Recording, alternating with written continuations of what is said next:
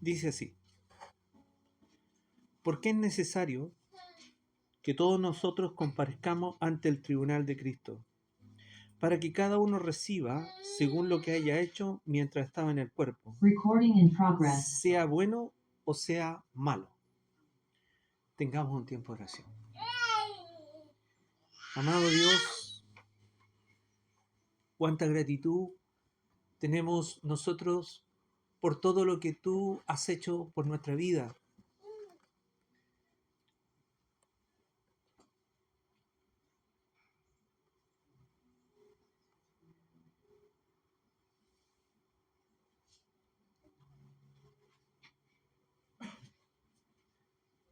Desde el momento que nos recogiste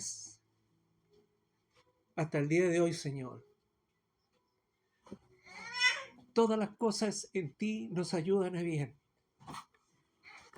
Porque tu fidelidad, como te cantábamos, es más allá de nuestros pensamientos y de nuestra lógica. Tu fidelidad es de la eternidad hasta la eternidad.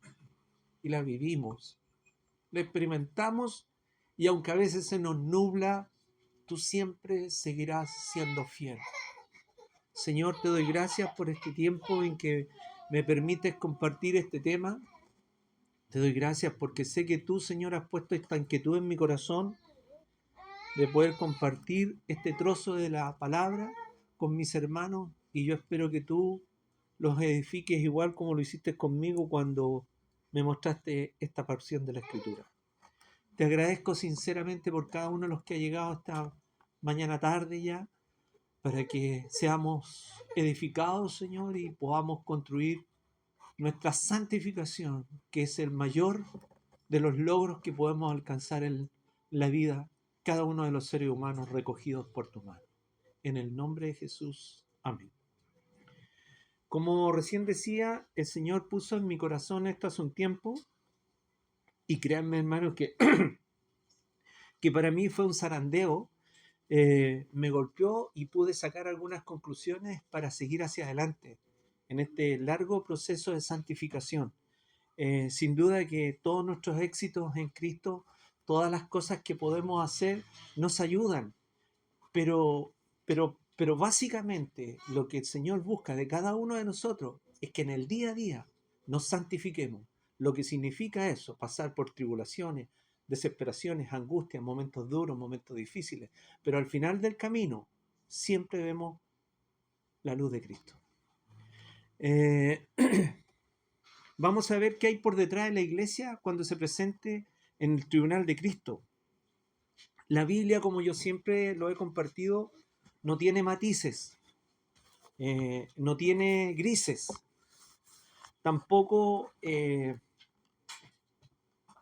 no es neutra, ¿cierto? La Biblia es categórica. En la Biblia, además, como siempre también le he compartido, es infalible, es inerrante, no es alienante, ni es enajenante. La Biblia, este libro maravilloso, nos enseña cómo debemos vivir.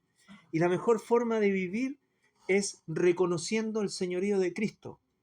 Y eso es lo que vamos a compartir hoy día. Parte del señorío de Cristo es que un día, que puede ser en 5 minutos, como puede ser en 50 años, no lo sabemos, Él tiene el control y Él tiene los tiempos dispuestos para que la iglesia se presente delante del trono de Dios. A modo de introducción, hermanos queridos, les quiero decir que vamos a iniciar este estudio a través de la escatología. Vamos a ver lo que va a pasar en la tierra, escatológicamente hablando, y vamos a ver lo que va a pasar en el cielo, escatológicamente hablando. Después vamos a hacer algunas simples definiciones de conceptos para entrar de frente al mensaje.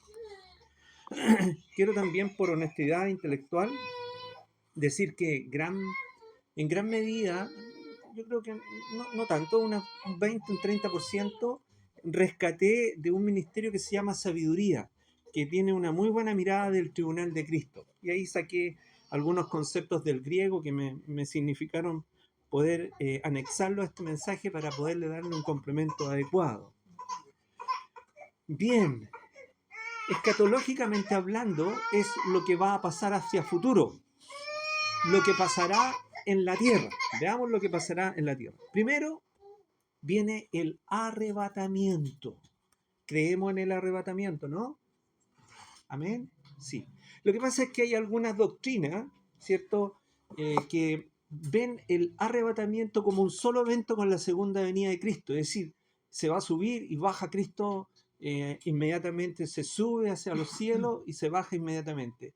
Cosa que yo tengo mis dudas porque hemos revisado por largo tiempo esto y la verdad que me da idea que no tiene una consistencia muy sólida, ¿no? Sin embargo, ellos hacen toda una doctrina, ahí aparecen los amilenialistas, los premilenialistas, los postmilenialistas, los reformados, aparecen los sistemáticos, hay un montón de visiones, ¿cierto? Aparecen los anglicanos, qué sé yo, los puritanos también, y ahí hay un puritano muy interesante que es Spurgeon, ¿no? Y siendo un puritano tiene una visión, digamos, interesante, por así decirlo, pero que a mí en lo personal no me representa porque yo veo la escritura y veo que escatológicamente hablando, el arrebatamiento es una parte fundamental de la doctrina que nosotros creemos.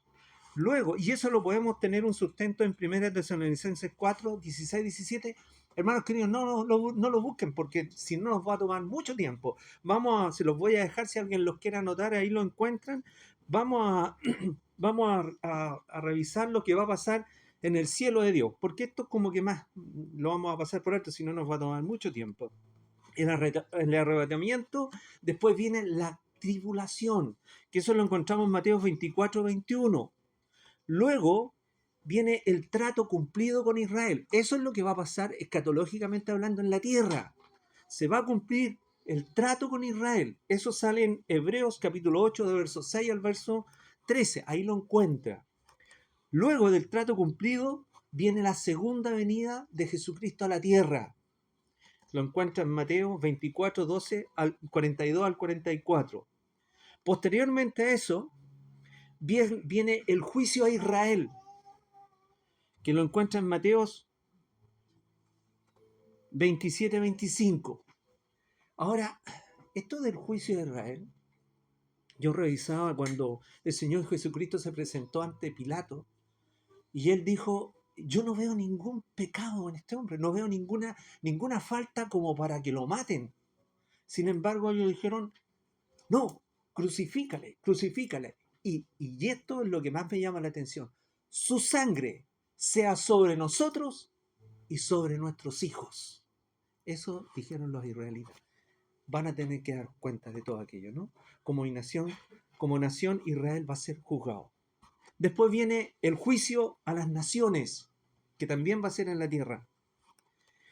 El milenio, Apocalipsis 20, del 1 al 3. Y el juicio a los ángeles caídos, también en la tierra. Eso lo encuentra en 2 de Pedro 2, 4.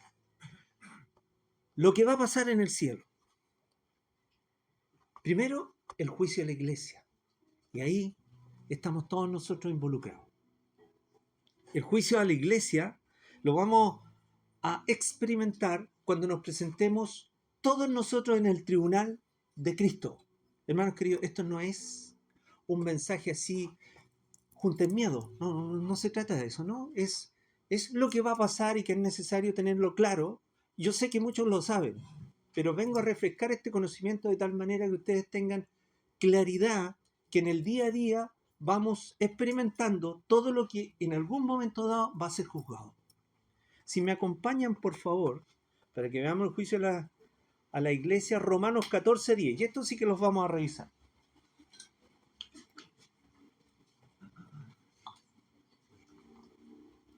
¿Qué dice? Pero tú, ¿por qué juzgas a tu hermano? O tú también, ¿por qué menosprecias a tu hermano? Porque todos compareceremos ante el tribunal de Cristo. ¿Cuánto dice? ¿El 50%? ¿El 80%? Dice todos. Es decir, ¿hay alguna excepción? ¿Los abortivos son excepción? No. ¿Las personas con déficit intelectual severo o profundo es excepción? No. Todos. Ancianos, niños, jóvenes, todos. ¿Estamos claros, cierto? Y en ese todos, todos. Hermana Patricia, ¿usted sabe que va a estar ahí? Ok. ¿Usted es consciente que va a estar delante del Señor? Ok. Obviamente yo también soy consciente que voy a estar ahí. Vamos a ver cómo va a ser. ¿Y qué cuentas voy a dar? Luego de este acontecimiento vienen las bodas del Cordero. Ya vamos a entrar en profundidad. Apocalipsis, por favor, 19, 7 y 8. ¿Qué dice? Gocémonos y alegrémonos y démosle gloria, porque han llegado las bodas del Cordero y su esposa se ha preparado, y a ella le ha concedido que se vista de lino fino, limpio y resplandeciente, porque el lino fino es las acciones justas de los santos. Entonces, para hilvanar, primero el juicio de la iglesia, luego las bodas del Cordero, a continuación la cena con Cristo. ¿Dónde esto? Arriba, ¿ya? En los cielos. Estamos viendo lo que va a pasar en los cielos. La cena con Cristo, por favor, Lucas 22, 15 y 16. Lucas 22, 15 y 16.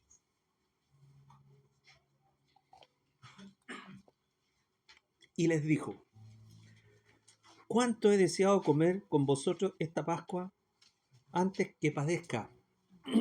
Porque os digo que no la comeré más hasta que sea cumplido en el reino de Dios. ¿Sí? Ok. Entonces, tenemos el juicio a la iglesia, las bodas del Cordero, la cena con Cristo, el retorno a la tierra. Conocidísimo. El juicio final a los muertos en Cristo. Veámoslo. Juan 5, 27 al 29. Juan 5, 27 al 29. Dice así: y también le dio autoridad de hacer juicio, por cuanto es el Hijo del Hombre. No os maravilléis de esto, porque vendrá hora cuando todos los que están en los sepulcros oirán su voz, y los que hicieron lo bueno saldrán a resurrección de vida, más los que hicieron lo malo a resurrección de condenación. Ese es el juicio a los muertos sin Cristo. Algunos conceptos antes de entrar al tema para que podamos digerir bien el texto base que tomé y que podamos comprenderlo en profundidad. ¿Por qué es necesario que todos nosotros comparezcamos ante el tribunal de Cristo? Necesario, concepto que vamos a definir, que no se puede dejar de hacer. Es indispensable, ¿cierto? Es un presente activo, gramaticalmente hablando es un presente activo. Ante el tribunal, lugar destinado a los jueces para administrar justicia y dictar sentencia. Viene de dos conceptos, del griego bema, que es un tribunal que se accede por escalones donde está el juez que va a premiar a aquellos que han logrado un éxito en una competencia deportiva. Ese es el bema de Cristo, ¿cierto?, que nos representa a nosotros, porque este tribunal a la iglesia no es condenatorio, ¿sí? No es un juicio condenatorio, es un juicio de evaluación. Y eso hay que tenerlo claro. Dios en ese momento va a evaluar toda nuestra vida y lo que vamos a ver a continuación. Y también tenemos el concepto desde el griego tribunal, desde el griego criterium, que este es un juicio que busca un culpable y emite una condena a un acusado, que no es el caso de este tribunal, porque este tribunal es el bema de Cristo, es decir, donde nos vamos a presentar cada uno de nosotros a exponer todo lo que hizo en su debido momento, estando acá en la tierra, y que vamos a recibir recompensas. Y ahora sí que entramos al texto. Porque es necesario que todos nosotros comparezcamos ante el tribunal de Cristo. Es el presentarnos ante la máxima autoridad para ser evaluados, juzgados. Y eso tiene dos posturas. Una, que tiene harto asidero, pero la otra tiene más, que establece que es un juicio público, revelador y abierto. Y seremos expuestos por todo. Hay una doctrina que establece que es un juicio individual, privado, que tiene un sustento ahí, pero a mí me hace ruido, no me deja completamente contento, sino que a mí me deja más conforme que es un juicio público. Es decir, todos ustedes van a ver toda mi vida. Y todos nosotros vamos a ver todas nuestras vidas. ¿Entienden? Entonces, eso es lo que plantea un grupo, otro grupo afirmado en la Escritura, y a mí me parece que tiene más asidero la segunda posición. Y seremos expuestos por todo. ¿Desde qué momento? Esto marca un antes y un después. Cuando llegamos a Cristo y nos arrepentimos de todo corazón, logramos nacer de nuevo, ¿cierto? Todos nuestros pecados hacia atrás quedaron, ¿cómo quedaron? En el olvido para Dios, ¿cierto? Y el juicio, por lo que la Escritura dice, parte desde ahí. Ahora mi pregunta, yo reflexionaba y decía, Señor, y bueno, ¿y qué pasa con aquellos que en la cárcel mataron un montón de gente? Y antes de morir se convierten al Evangelio y entran al reino de los cielos. Entonces, Señor, ¿qué respuesta tengo yo respecto a esta persona que mató a muchos otros? Y entonces la respuesta que me llegó a mi corazón es, mira, la bondad de Dios y la misericordia de Dios te alcanzó a ti lo mismo que lo alcanzó a Él, con la diferencia que Él no va a recibir ningún beneficio. ¿Por qué? Porque se arrepintió de todo corazón y entró al reino de los cielos, igual que tú, que no matando a nadie, igual tuviste tantas faltas como Él, pero en otra dimensión, no dimensión, sino que en otro nivel en otro grado de pecado. ¿Se fija? ¿Por qué? Porque la misericordia de Dios es tan grande, tan inmensa, y nos ama tanto, y ama tanto al género humano, que no es que nos dé lo mismo, solamente que Dios tiene fidelidad y amor para con todos nosotros. ¿Qué derecho tenemos nosotros de condenar a este que mató a 25 personas, o mató a uno, o que no haya matado, que haya hecho todo eso? ¿Por qué a veces nos ponemos en la capacidad de ser como verdaderos acusadores del otro, cuando Dios nos da la oportunidad de poder construir nuestra vida espiritual día tras día, pensando solamente en que yo me voy a presentar ahí y yo voy a estar delante de Él dando cuenta por mis errores, pecados, injusticias, hechos y situaciones que de verdad me han comprometido delante del trono de Dios? Es un juicio público, revelador y abierto, y seremos expuestos por todos. Será un evento extraordinario, admirable, único, donde Cristo deja de ser abogado. Usted sabe que en este momento el Señor es nuestro abogado. En aquel momento deja el puesto de abogado y sube al escalafón, sube al bema de Dios para hacer un juicio de nuestra vida.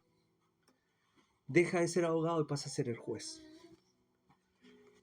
Él conoce toda mi vida secreta. Y aquí hay un versículo bíblico que nos tiene que hablar fuertemente a nosotros en relación a qué pasa con nuestro interior. Por favor, acompáñeme al Salmo 19, verso 12.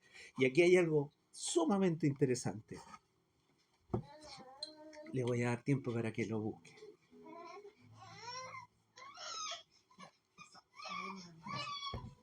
Estos son de los versículos que uno tiene que aprendérselos de memoria y tenerlo ahí presente siempre, ¿no? Dice, ¿quién podrá entender sus propios errores?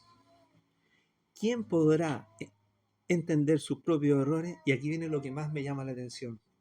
Líbrame de los que me son ocultos. Líbrame, Señor, de aquellos que yo no conozco de mí y que dejo tremendo problema sin darme cuenta.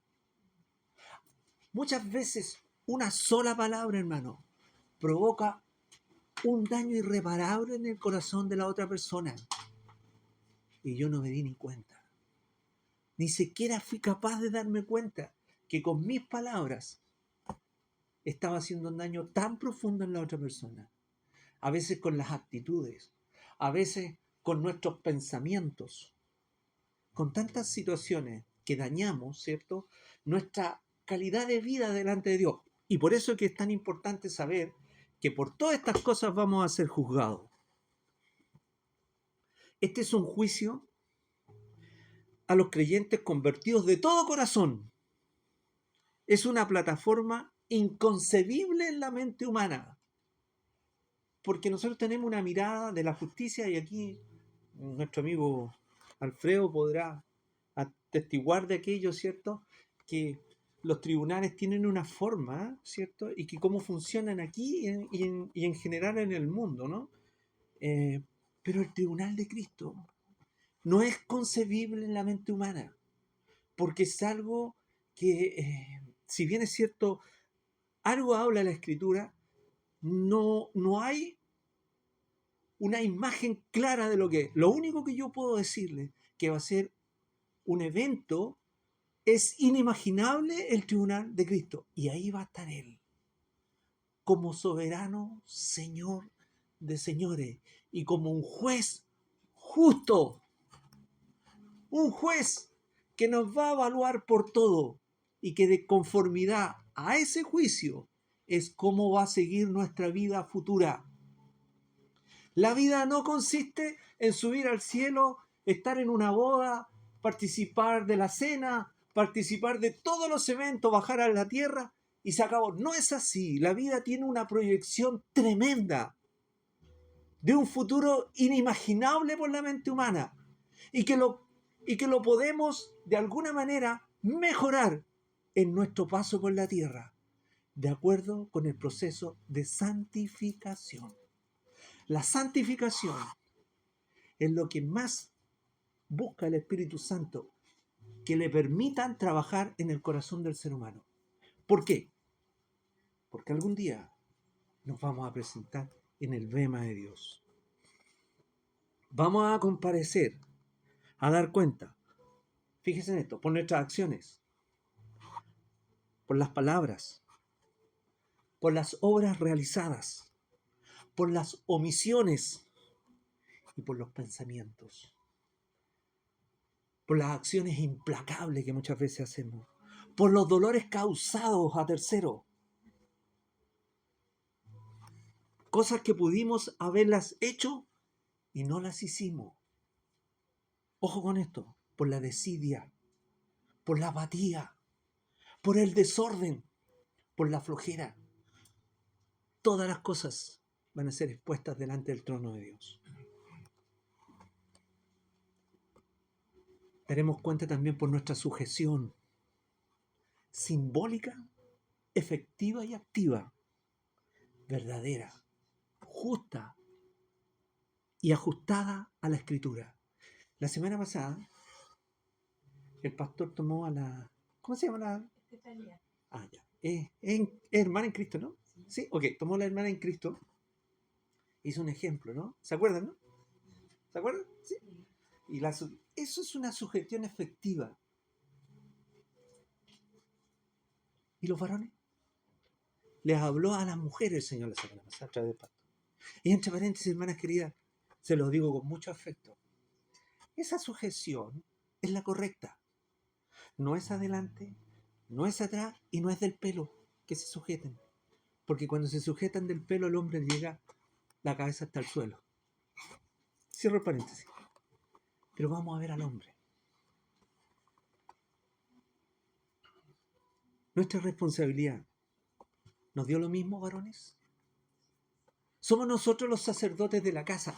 Y la semana pasada, por lo que recuerdo, que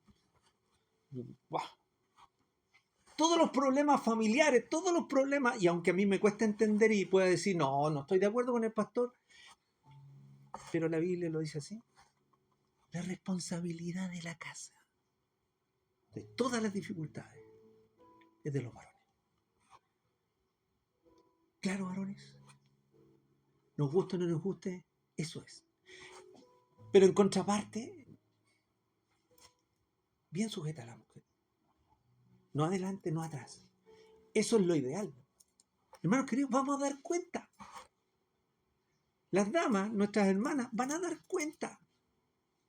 Y los varones también van a dar cuenta. Entonces, si las damas no hacen, las hermanas no hacen la pega más fácil también va a ser para ellas.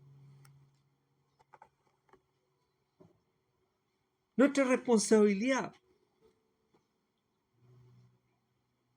nos lleva a tener una muy buena relación con Dios, una comunión con Dios.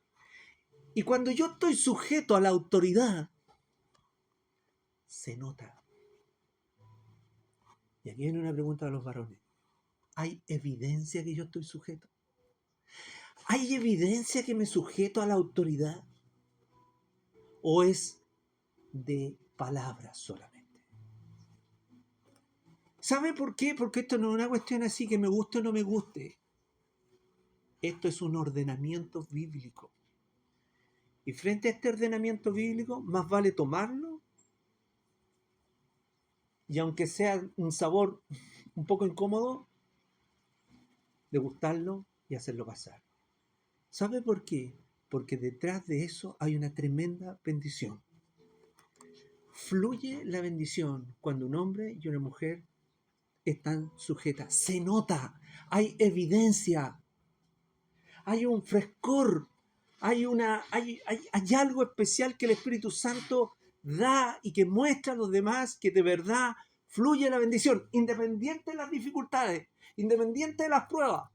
Pero cuando una mujer o un hombre se sujeta, se nota, hay evidencia real, el Espíritu Santo fluye. Hay belleza, hay ese frescor, se ve la persona con dulzura, se ve la persona con algo especial. Y, oye, esta persona tiene algo raro, tiene algo extraño, pero es algo lindo, algo hermoso. Y asimismo se nota cuando no es sujeto. ¿Por qué? Porque se ve mustio. No fluye la bendición. Y por lo tanto, considérelo. Seguimos. Que tú sí seas sí y que tú no seas no. Porque todo lo demás que dice la Escritura es pecado. Segunda división del texto base. Porque es necesario que todos nosotros comparezcamos ante el tribunal de Cristo para que cada uno reciba según lo que haya hecho mientras estaba vivo, es decir, en el cuerpo. Mientras estábamos vivos, porque la cruz marca un antes y un después. ¿Anduvimos en los caminos del Señor o anduvimos en nuestros propios caminos? La cruz marcó un antes y un después. El Señor nos va a preguntar, ¿anduviste en mis caminos o en tus caminos? ¿Cuántas veces la Escritura nos muestra lo que debíamos de hacer? Pero la carne, y aquí usted estará de acuerdo conmigo, secuestra la mente y la lleva cautiva a la cautividad, la lleva a tomar mis propias decisiones, la lleva a tener una mirada parcial de la Escritura, que las cosas espirituales en cierta medida yo las pueda mirar desde este otro lado y me den prácticamente algo así como casi lo mismo, que estar o no estar. ¿Por qué les planteo esto? Porque la Escritura es categórica y no tiene matices, como les dije al principio, y nos vamos a presentar delante del trono de Dios, nos guste o no nos guste, y más vale que nos guste porque es un hecho fehacientemente real. Ahí vamos a estar. sea público o sea privado, da lo mismo, pero ahí vamos a estar. Mejor que sea privado, en realidad. Yo preferiría, para que no vean todo a mí y yo no vea las suyas. La carne es gracia. Eso. Esa es la palabra adecuada. ¿Cierto? Nuestras miserias, nuestras vergüenzas. La carne secuestra a la mente y la mente se dispara. ¡Fum! Nuestros proyectos. Y Dios dice, tiene proyectos nuevos. ¿Y dónde están mis proyectos para él? ¡Fum! Nuestros pensamientos nos levantan el ego de una manera increíble. Su gloria y no la gloria mía, dice el Señor.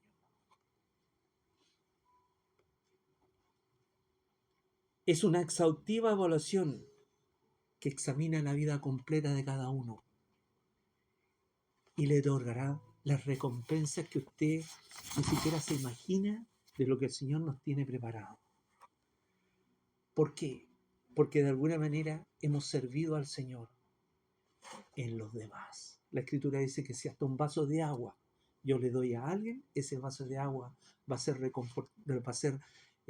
retribuido en el reino de los cielos. ¿Qué le dijo el Señor al joven rico? El joven rico, ejemplo claro, ¿no? Señor, ¿qué más debo hacer? Y aquí lo mató el Señor. Anda, vende todo lo que tienes y dáselo a los pobres. Y hasta ahí quedó el joven rico. ¿Y qué le dijo? Anda, vende todo lo que tienes y dáselo a los pobres, porque tendrá riqueza en el reino de los cielos. ¿Por qué se lo dijo? Porque le podía dar 50 veces más de lo que él pudiera darle. El Señor, cuando uno lo hace desinteresadamente, el Señor se lo devuelve con creces. Y no por una cuestión por una negociación con el Padre. O sea, yo pongo en el banco del reino de los cielos 100,000 pesos para que me llegue a... ¿Cómo está la tasa, Señor? Ya, 2.5, ya, fantástico, está buena la tasa. No, no es así. Y todos sabemos que no es así. El Señor no tiene tasa. El Señor tiene un caudal de bendiciones cuando uno lo da de todo corazón. Y ahí está la bendición. No digo que usted vaya y dele todo. No, y eso. Lo que estamos diciendo es que el Señor, de acuerdo con lo que nos da y de acuerdo con lo que está en nuestro corazón, es cómo vivimos y cómo vamos a ser juzgados por el servicio a los demás, por la perseverancia en la Escritura, por la perseverancia en el camino. ¿Cuánto ha perseverado? Contra viento y marea, contra marea y viento. Señor Jesucristo le dijo a sus discípulos, vayan adelante. Y se embarcaron y él se fue en la noche a orar un monte. Y en plena madrugada, en la cuarta vigilia, dice la Escritura, apareció en el mar. Y el viento azotaba la barca de una manera increíble. Y estaban temerosos. Y de repente ven al Señor caminando. No sé cómo lo vieron entre medio de todo. Debe que ha sido la luz del Señor, ¿no? Lo vieron y es un fantasma. Y el Señor les dijo, yo soy, no temáis. Yo estoy con ustedes. Y Pedro, el impulsivo Pedro, le dijo, Señor, manda que baje. Ven, Pedro. Baja Pedro y camina por el agua. Y le quita la vista al Señor y ve la tormenta y ve el viento. Y se hunde, Señor, sálvame. Y ahí le dice el Señor, hombre de poca fe, ¿por qué dudaste? Hermanos queridos, los hombres de poca fe que dudan tienen la posibilidad de revertir la palabra que el Señor nos dice para que podamos llegar a decir, hombre, tu fe es tan grande como la semilla de una mostaza que le dice a este monte, monte, traslada al mar. Y la fe de ese hombre, la fe de esa mujer, la fe de ese creyente, monte, vente al mar. Y ese monte se viene al mar, porque la palabra lo dice. Estamos hablando en sentido figurado, nadie va a mover un monte, ni siquiera el Señor lo movió, pero estás hablando de las acciones de fe. Cuando nosotros tenemos fe en Dios, hay algo que en la dimensión espiritual se mueve potentemente y acciona en beneficio del creyente que cree de todo corazón que el Señor va a obrar. Y si no obra, es porque el plan de Dios tiene algo mejor para ese hombre y para esa mujer que le cree a Dios. Y por eso vamos a ser juzgados. ¿Cómo están nuestras acciones de fe? ¿Cómo está nuestro compromiso? ¿Cómo está nuestra responsabilidad? ¿Cómo está la sinceridad delante de Dios? Por el esfuerzo que yo hice, por el respeto a su palabra, por las justicias hechas delante del trono de Dios, por el facilitamiento del proceso de santificación al Espíritu Santo.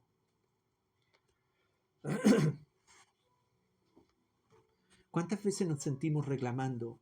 Yo no sé ustedes, pero yo a veces me veo y guardo silencio mejor. Digo, no voy a reclamar. Porque a veces la santificación no es una cosa simple, ¿no? Pero se puede. Vamos a 1 de Pedro 5, 6, 7. Humillados bajo la poderosa mano de Dios, dice la Escritura. Por favor, búsquenlo. Tengan la gentileza de buscarlo. Humillados bajo la poderosa mano de Dios para que los exalte cuando sea tiempo.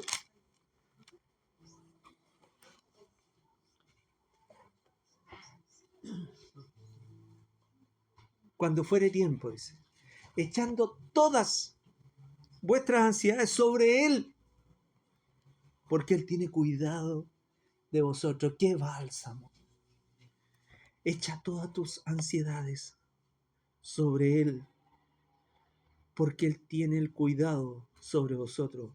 Y aquí viene algo interesante. Sed sobrio y velad, porque vuestro adversario el diablo, como león rugiente, anda alrededor buscando a quien devorar, al cual resistís firme en la fe, sabiendo que los mismos padecimientos se van cumpliendo en vuestros hermanos en todo el mundo. Y aquí viene algo muy alentador. Y el Dios de toda gracia, que nos llamó a su gloria eterna en Jesucristo, después que hayáis padecido un poco de tiempo, Él mismo perfeccione, afirme, fortalezca y establezca. Gloria a Dios. A Él sea la gloria y el imperio por los siglos de los siglos. Amén. Sin excepción, todos seremos evaluados por el Señor. Estaremos en el tribunal de Cristo, en el bema de Cristo. Entonces la pregunta es, ¿qué tiene valor para este evento en mi vida? La moralidad. Las oportunidades donde lo que hicimos fue para su gloria y no para la mía. Aquí aplica la ley de la siembra y la cosecha. Todo lo que yo siembro, lo voy a cosechar. Por lo tanto, si yo siembro viento, ¿qué voy a cosechar? ¿Puedo cosechar un afectivo aplauso del otro o voy a cosechar tempestad? Dios es un juez justo. Él ve el corazón y la motivación. Si fue para la gloria suya o para mi gloria oculta en mis propias intenciones del corazón. Verá el uso adecuado de los talentos y de los dones.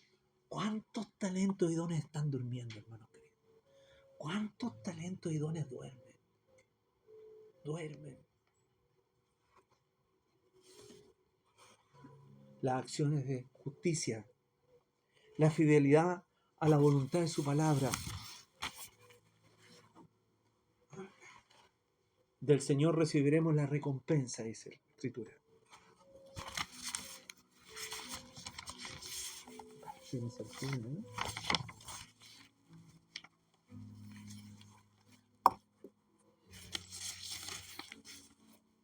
Por favor, acompáñenme. Y aquí, con este ya entramos en la parte final. Colosenses 3, 23, 25. Mire las recompensas que vamos a recibir. Y aquí entramos a la parte linda del mensaje, ¿no? No todo es malo, hermanos queridos. No todo es duro. La vida en Cristo es hermosa.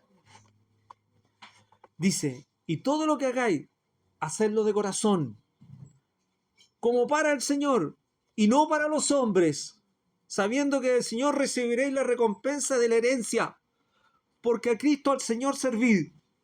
Mas el que hace injusticia, recibirá la injusticia que hiciere, porque no hay acepción de personas. Claro como el agua. 1 Corintios 3:8, por favor.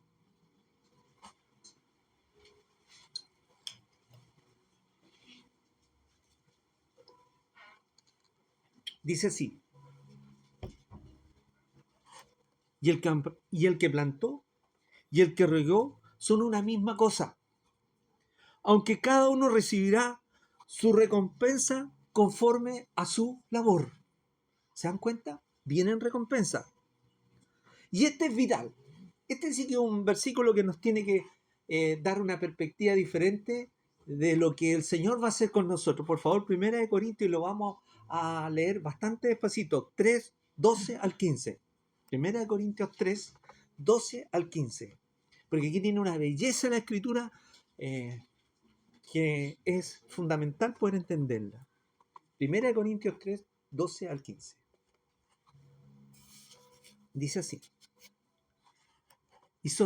y si sobre este fundamento alguno edificare oro, plata, piedras preciosas, madera, heno, hojarasca, la obra de cada uno se hará manifiesta, porque el día la declarará, pues por el fuego será revelada, y la obra de cada cual sea, el fuego la probará. Si permaneciere la obra de alguno que sobreedificó, ¿qué va a pasar? Recibirá, ¿qué dice? Recompensa. Y si la obra de alguno se quemare, él sufrirá pérdida. Si bien él mismo será salvo, aunque así como por fuego. Hermanos queridos, la salvación no está en juego. Aquí lo que está en juego son las recompensas para la eternidad, hermanos queridos. Por lo tanto, como dicen los matemáticos, sí o sí, sí, solo sí. Si yo me santifico, mi santificación se va a reflejar en el cielo, en la eternidad. Si yo paso las pruebas, si yo paso los desiertos, si yo paso el valle de sombra y de muerte de buena manera y no reclamando y no diciendo al Señor, ¿por qué me pasa esto? ¿Por qué aquí? ¿Por qué acá?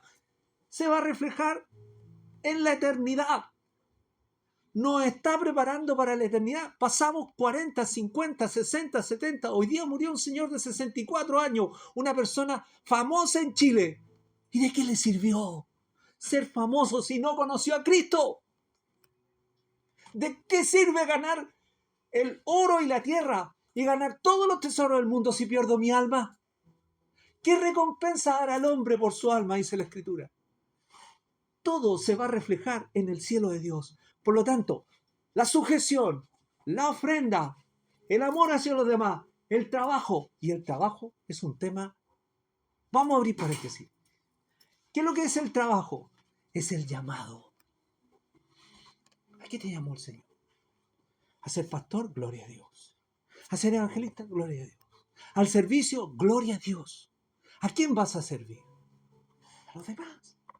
¿Saben que en la mirada del Señor, el que corta el pasto todos los días y deja el pasto bien hecho es tan importante como el médico que opera en un pabellón donde tiene que tener muchos ayudantes y ser una persona destacada para poder hacer esa pega? Pero para Dios no hay diferencia entre este que corta el pasto y ese que hace una tremenda operación. ¿Saben por qué? Porque cada uno tiene un llamado a servir a Dios. ¿Se da cuenta? Y todo eso se va a reflejar ahí arriba, en el cielo de Dios. Y en la eternidad vamos a gozar de cosas que realmente, cosas que ojo no vio, ni oído yo, ni han subido en el corazón del hombre, son las que Dios ya nos ha preparado para aquellos que le aman. ¿Saben? Mire, les voy a contar una experiencia. ¿Tenemos tiempo? Sí, un minutito. La persona que en mi vida me ayudó muchísimo, mi abuelo, un ateo empedernido, un ateo profundamente ateo. Ateo, pero ateos con letras doradas. ¿Sí? Ya no creían nunca, nunca en mi casa él habló de Dios, nunca, no, ese no era tema. Su tema era la ciencia y todas esas cosas. Por la gracia del Señor, y nunca lo vi llorar. Un día Llegué a la casa y por la gracia del Señor me pongo a predicarle. Y se convierte el viejito. 89 años tenía cuando se convirtió. A los pocos meses murió. El viejito lloraba como un niño que le quitaron un dulce. Lloraba. Se convirtió al Señor.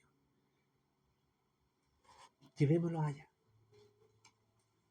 En la eternidad, el viejito va a estar ahí. Es mi viejo amado, por supuesto.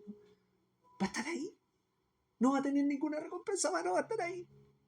No es lo mismo que el que sirvió al Señor cortando el pasto toda su vida y haciéndolo, dejando cosa que la gente, oh, qué bonito el pasto, qué bonito, oye, cómo crece el pasto. ¿Qué le hiciste al pasto? Bueno, eso llévelo a su campo, ¿no? ¿Qué le hiciste a tu trabajo?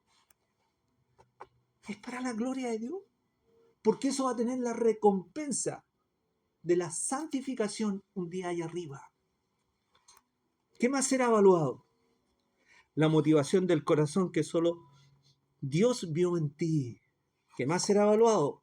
La devoción al ofrendar, al servicio, al dar, al amar. ¿Qué más será evaluado? Las intenciones oscuras que se dieron en la mente y en el corazón. ¿Qué más será evaluado? Lo que pudiendo haber hecho no lo hicimos. ¿Qué más será evaluado? Lo que el Señor demanda de nosotros y no lo hicimos. Que cada uno sabe lo que Dios espera de cada uno. Sin embargo, no lo hacemos porque hay una lucha fuerte entre la carne y el espíritu. Y más vale pegarle una buena reprimenda a la carne y decirle, carnecita, hasta aquí nomás llegaste y quédate tranquilita porque ahora vamos a darle paso al espíritu. ¿Fácil? Porque nos hace atentados. Golpes de estado, como siempre lo he dicho. Son a diario los golpes de estado de la mente, hacia la carne, hacia todo. ¿Por qué? Porque la carne tiene vida y lo único que busca es alejarnos de Dios. Pero bendito sea Dios que dejó su Espíritu Santo dentro de nosotros para ayudarnos a caminar en fe, en gracia y en justicia. ¿Qué más será evaluado? Las obras de fe, las acciones de convicción, las capacidades, el potencial, los recursos en administrar lo que Dios nos puso a administrar. ¿Y cómo lo usamos para la obra del Señor? Y llegamos a la conclusión. La salvación es por gracia. No se pierde. Pero las obras validan mi fe y me servirán para la vida eterna. Es decir, las acciones que yo hago por fe hago esto, por fe hago esto otro, por fe hago esto y esto, por fe me ayudan a la salvación que es por gracia. Por lo tanto, todo lo que yo hago en beneficio de los demás me sirve para la vida eterna. La salvación es un regalo inmerecido. Ninguno de los que estamos aquí merecíamos ser salvos, ninguno. ¿Saben por qué? Porque aquí hay algo que es tremendamente doloroso. ¿Sabe qué hizo Dios? Dios perdió a su hijo. Dios perdió a su hijo. Le mataron a su hijo. A Dios le mataron a su hijo. Se lo mandó a los israelitas y los israelitas le mataron a su hijo. Y a través de ese hecho tan violento, tan doloroso, nace la iglesia. Y en el año 2000, o antes del 2000, después del 2000, nacemos nosotros. ¿Para qué? Para glorificar a Dios con nuestras acciones diarias, en la santificación, en un proceso duro, diario, bregando contra la tiniebla, bregando contra jefes injustos, bregando contra gente que es mala onda, bregando contra un montón de situaciones, pero la gloria de Dios se manifiesta en cada uno de los que le cree y lo ama. La salvación es por gracia, pero las obras atestiguan de mi confianza en Dios. ¿Cómo vivimos? El que sabe hacer lo bueno y no le hace, aquellas obras atestiguarán delante del bema de Dios que ellas no fueron justas. Terminamos sabiendo que vamos a ser juzgados y por lo tanto no es un mensaje de temor, no es un mensaje que los saque a ustedes pintando este lugar. aunque debiéramos estar tiritando. ¿Sabe por qué? Porque la vida eterna no es un juego. La vida eterna es la belleza esperada de parte de Dios para sus hijos, que quiere darle lo mejor de lo suyo. Dios perdió a su Hijo, pero nos va a dar el reino a cada uno de los que le creemos. ¿Creemos en Dios? Siga adelante. Lo invito a que reflexione en esta palabra, lo invito a que tome los pasajes que le llegaron, que los haga parte de suya, que examine como los debería toda esta porción de la Escritura, que deseche lo malo, tome lo bueno y siga adelante, porque ahí está el triunfo de los hijos de Dios. Que Dios les bendiga. Oremos. Padre, te damos gracias, Señor.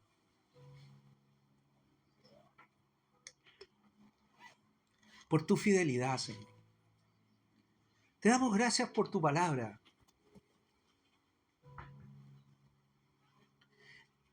Y permítame, Padre, darle gracias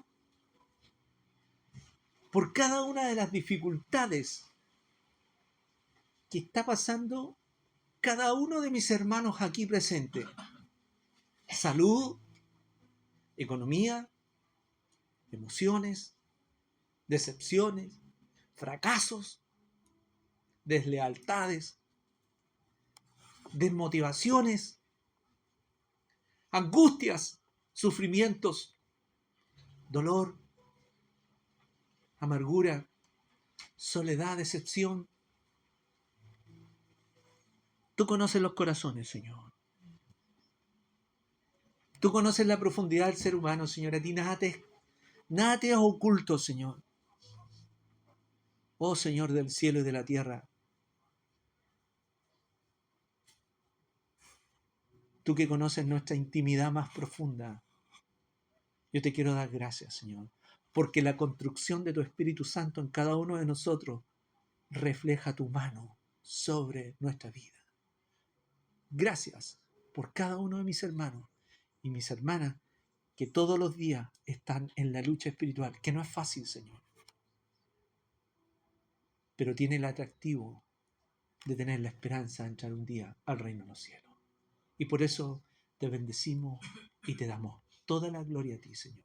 El día que nos presentemos ante tu tribunal, Señor, quieras tú, Señor, que podamos dar cuenta alegre y salir no al debe, sino que al máximo.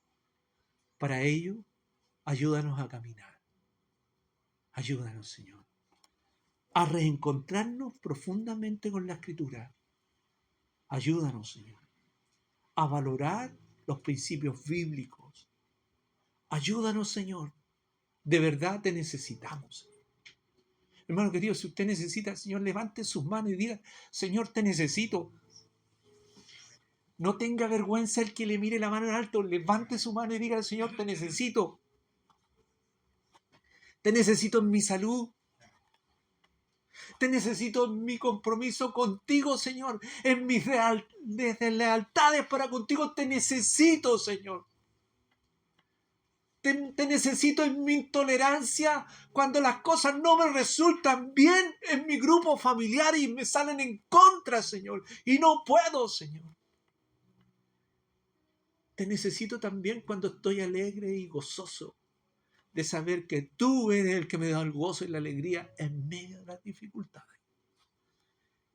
Y te agradezco de todo corazón por cada una de las cosas que en la añadidura tú le has dado a cada uno de mis hermanos y a mi grupo familiar. Te bendigo por el pastor, Señor. Te bendigo por la congregación.